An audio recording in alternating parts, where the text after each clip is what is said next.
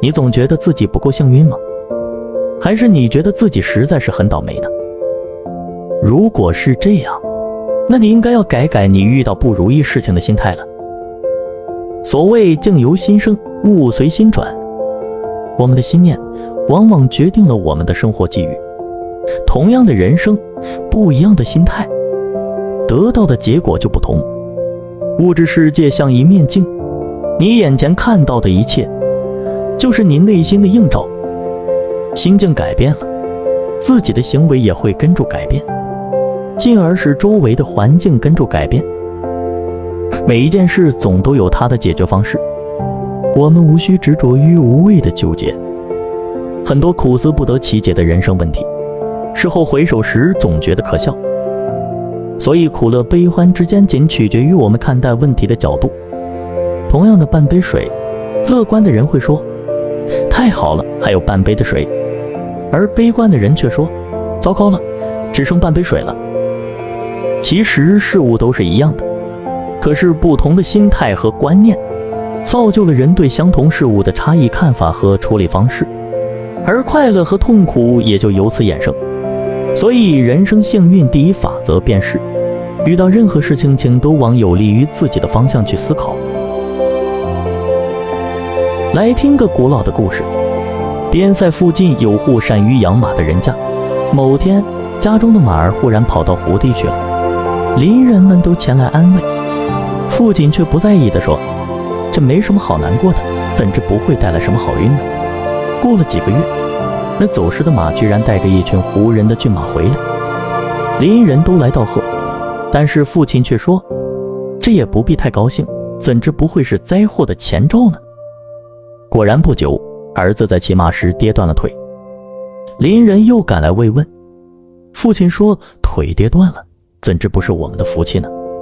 过了1年，胡人入侵，当地年轻人都被召去作战，大多数人不幸战死，儿子却因为瘸腿保全了性命。越是担心坏事的发生，心情便会愈加焦虑不安，最后更容易诱发坏事的发生。而越是乐观和自信，好运愈会降临。真正伤害你的从来不是事情本身，而是你对事情的看法。同样的事情发生在不同的人身上，就会产生不同的结果。所以事件的本身是中立的，你可以选择开心，也可以选择失望，完全取决于你要用什么态度去面对它。遇到任何事情，如果我们能够正面思考，它就会变成一件好事。然而同样的事情，如果我们从负面去思考，它就会变成坏事。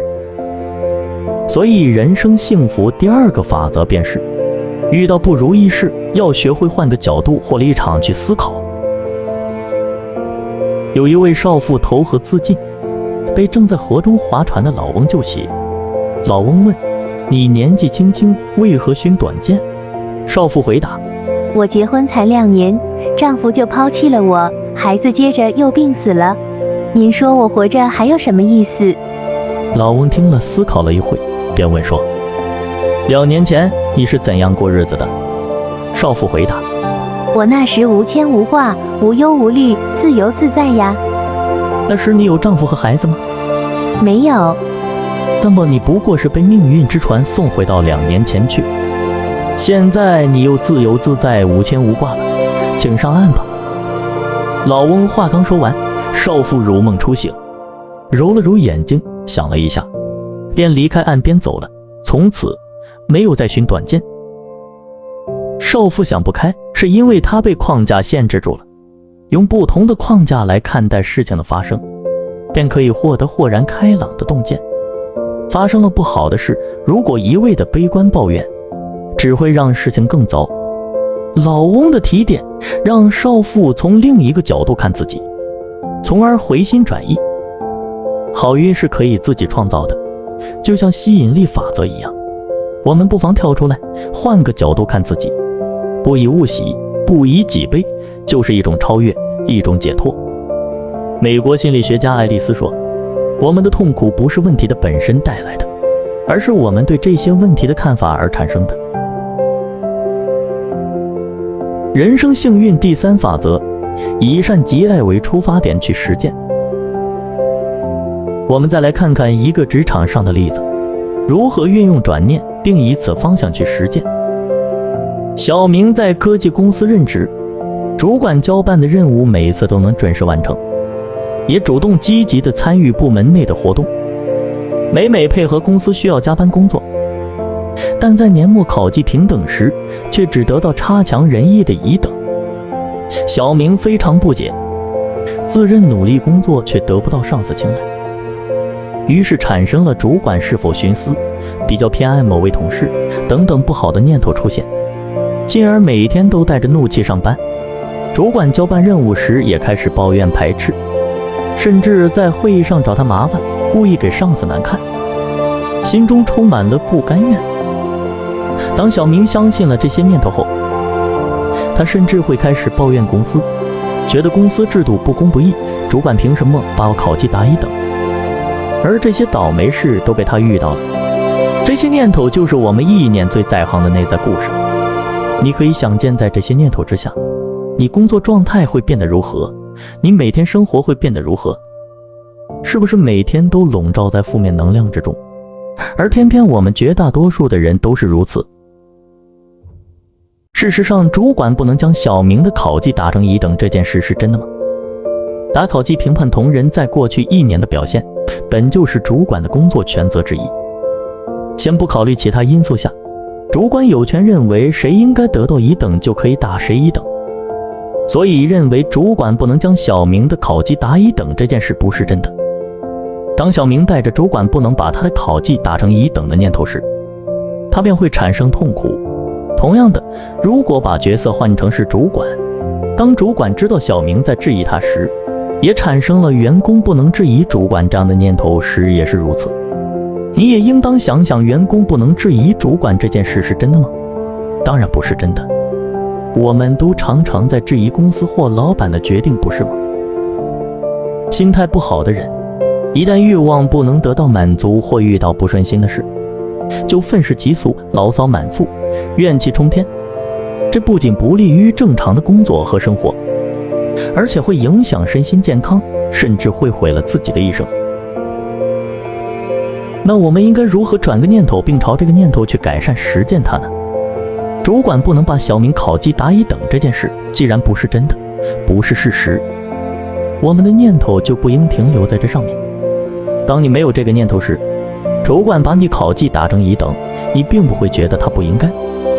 你可以这样想，如果你觉得考绩对你很重要，那你是否应该去找你的主管好好谈谈，看你应该如何在工作上表现，考绩才会好一点，或什么才是主管希望在你工作上看到的呢？你也可以这样想，可能是有很多你做事情的方法，你的主管没有注意到或他不理解你，你应该找个方法跟他沟通交流。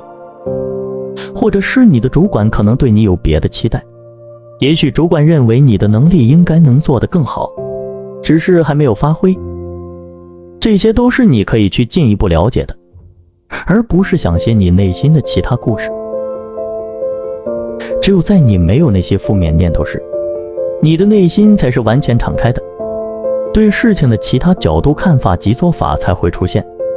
当你有负面念头时，全世界都是错的，只有你的抱怨是对的，你会陷入死胡同。你可以对不如意的事生气，但事后请平心静气地对你质疑的问题做反转，反问这是真的吗？帮你的主管找些理由，他为什么可以如此？这是公司赋予他的权责，是他应该做的。跟其他同事比较，也许你没有不好，只是同事在主管面前表现刚好被注意到了。这些才是更有建设性的思考，才能带着更敞开而有建树的心，面对你的主管做更进一步的沟通，也才能看到事实的真相。你觉得没有人爱你，这是真的吗？放过自己吧，看清事实的真相。也许目前你还达不到100分，但你已经在正确的道路上越来越好。你总觉得自己不够好，这是真的吗？不要再让这个念头来绑架你了。有时就因为有这个念头，我才会不断地督促自己还要更加努力。这个声音有它存在的价值，但不要让这个声音来掌控你，让自己情绪变得不好。如果向助阳光来看东西，那你会觉得太阳太刺眼，无法看清事物。但只要你愿意换个角度，顺着光线来看，你就能看清一切，不再迷茫。事物的本身都存在着多面性，不要只着眼于某一点，而是要看得广，才不会遗失事物最美好的一面。你也可以拉长时间来看，假如把这个问题放到10年后，你又会如何看待呢？也许你会发现很多事情没必要斤斤计较。我们无法改变事情的走向，但却可以改变自己的心态。心态改变了，就能改变事情的好坏，而你也就开启了幸运之门。